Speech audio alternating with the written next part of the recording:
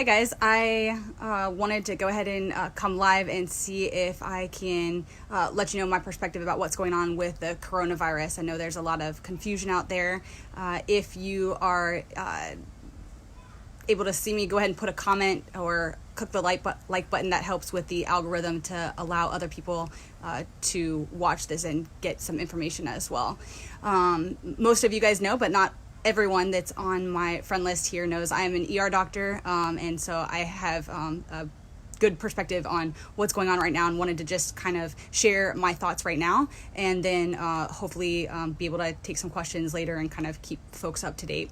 The main concern with coronavirus is that it is similar to flu in that it causes a fever, causes muscle aches, fatigue, but ultimately the trouble is that for a certain percentage of people, it goes to your lungs and causes you to have problems breathing. And for a certain percentage of people, that number is up for debate. You're going to require ICU level care, meaning a ventilator to keep the oxygen level going to keep you going. The trouble is that if all of the people who get sick happens at one time, then there's not enough ventilators to go around for everyone. So for example, if the hospital has 10 ventilators, which is the machine that is used to breathe for you if you're unable to and get you over the hump of a critical illness. If the hospital has 10 ventilators, you can be working on 10 critical patients at once. If all the coronavirus people get sick all at once the same week, 20 people show up to the ER and need a ventilator in order to live through the illness, only 10 people are able to have a ventilator, and so 10 people die. If you can slow the spread, therefore the number of people who get the illness is spread over time, so you have 20 people who are going to get sick. Yes, a lot of people are going to get sick. Most of us are going to get sick with this virus, but if we can slow it down so that 10 people get sick this week and 10 people get sick next week, then all 20 patients who needed critical care, ventilator support at a hospital get saved. So the big concern right now is to try to limit the spread. It's true that we are behind where we should be. Looking at other countries that when we track our data compared to theirs, we have a little bit of a forecast in the future of what it's going to look like here. And I'm telling you from the physicians who are on the front lines, we are quite concerned that it's going to look really bad in a couple of weeks. The time is right now to help halt the spread, because right now, except for Seattle and some other places, they haven't hit the max capacity. But if you're someplace else where it sort of feels like, well, we haven't had anybody tested positive and, doesn't seem like the hospitals are overrun, it is going to happen. And what we can do right now is slow down the spread. The concept that this is called is flatten the curve. So if you Google flatten the curve, you're going to see all sorts of charts that will explain that again, that if this virus, which we don't have immunity to as other viruses like flu, there's a lot of people who have had a flu vaccine, makes it milder illness. Because this is a novel or new virus, the whole population is very susceptible. And so it's going to spread quickly.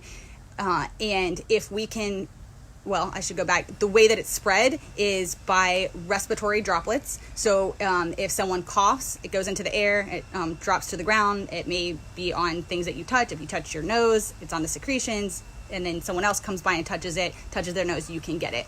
A vast majority of people are going to have actually relatively minorish cold flu type of symptoms, and maybe they just get a tickle in their throat and they're still out and about doing stuff, and they can have the potential to infect a bunch of people. And again, what we need to do is prevent a bunch of people getting sick at once, because the small percentage that's going to need ICU level care, ventilator care, if we spread that over time, more people will get access to that life-saving measure. One of the things that's been coming up amongst a lot of folks is, well, it's only affecting older people. Well, it's true that if you have a lung comorbidity or other issues that make your immune system reduced, you are at higher likelihood to get complications that would land you in the critical care scenario where you actually do need to go to the hospital and have critical level support. However, the other major problem here is that if the hospitals and ERs get clogged up with even people just saying like, oh, I have a stuffy nose and I want to know if I have the virus, you're it's being clogged up for all other illnesses. So, I've had older folks say, well, I'm probably going to die anyway at some point. Like, how can you really tell what you're going to die of? Well, if you don't care about, protecting your own health, the reality is if everybody gets sick and is clogging up the ERs, then, if your child gets appendicitis, there's no room in the hospital for the kid with appendicitis, or car accident. There's no room at the hospital to, get life-saving surgery.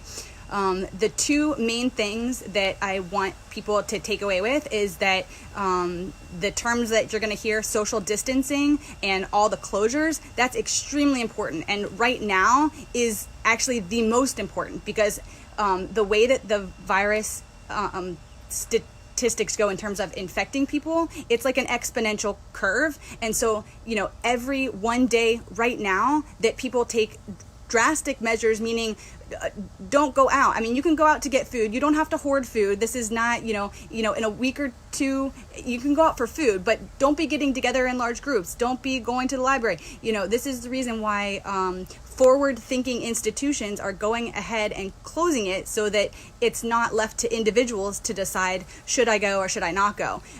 But we should all, as individuals, be making that smart decision for ourselves and our family's health and the healthcare system. So again, the point is, right now, stop all non-essential travel. Essential travel would be, get food that you need. You don't need to hoard. I mean, your neighbors are going to need food too, but everything else can wait right now.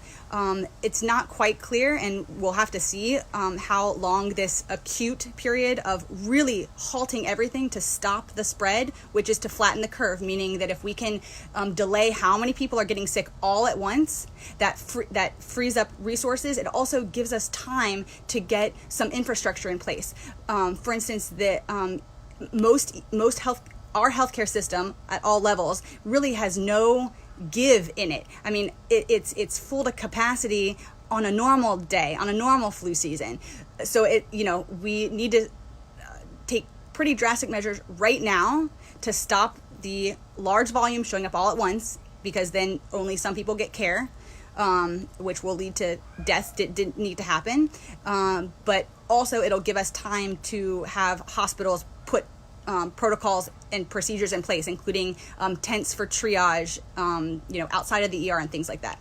I guess the last thing I really wanted to mention is that if you have symptoms like cough, runny nose, fever, you should be isolating yourself to try to not spread it to your friends and family. Again, right now, everyone should be on serious non-essential travel. Stay put. Don't be gathering in groups to help limit the spread, so that we flatten this curve, so that not everybody gets sick at once. We get sick over a period of time, so that the healthcare system can absorb that capacity.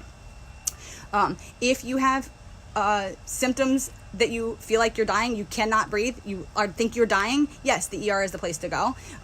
Right now, if you're having other symptoms, call your doctor's office.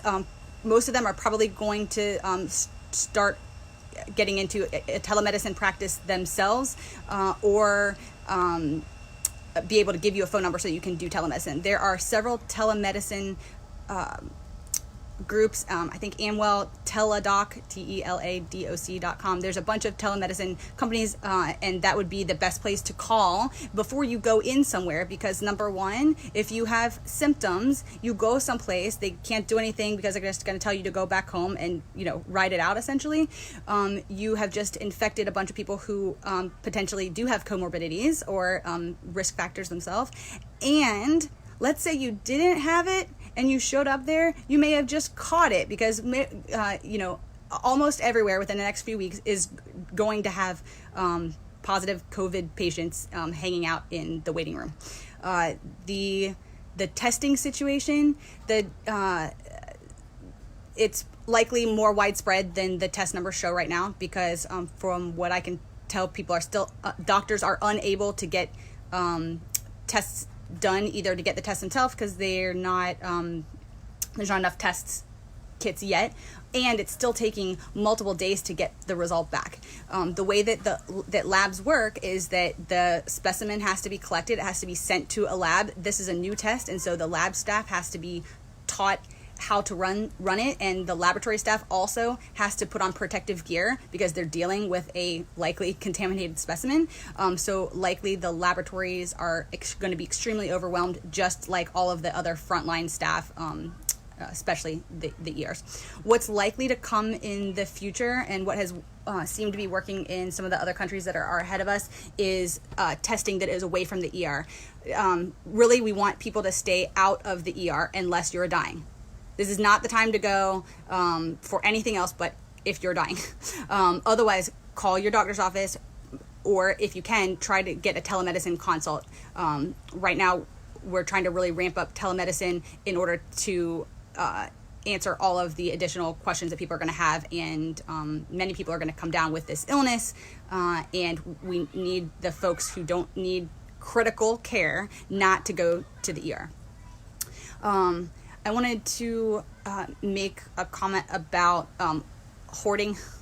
I think that the initial concern is fear, right, and taking care of yourself, but the reality is that we're connected, and this is a community effort, and we need to, as the next step, think about our communities and connecting through, go back to the good old phone, or online social media groups, and come up within your neighborhood, who needs what. Make sure, think about the people who are going to be hit the hardest, who really need help, and think of ways that we can help without spreading exposures. I am going to see if I can look over here if there's any questions. I guess what I would say is, if y'all have questions, go ahead and put them in the comments, and I'll try to take a look and maybe come on another time and see if I can answer questions. This is an unprecedented pandemic illness. It is going to put an extreme pressure on the healthcare system, number one, and then all of us, number two. Right now, the least that those of us that can do, that are not on the front lines working in the ER, is to go ahead and try to limit the spread, and that means canceling birthday parties. If you can work from home, do telecommuting. If your religious institutions are still holding church or synagogue, let them know this is not the time to do that. Lead by example. We need to lead by example. It's been quite a bit of delay in getting adequate information and structure and planning, and so it's incumbent upon all of us to do what we can.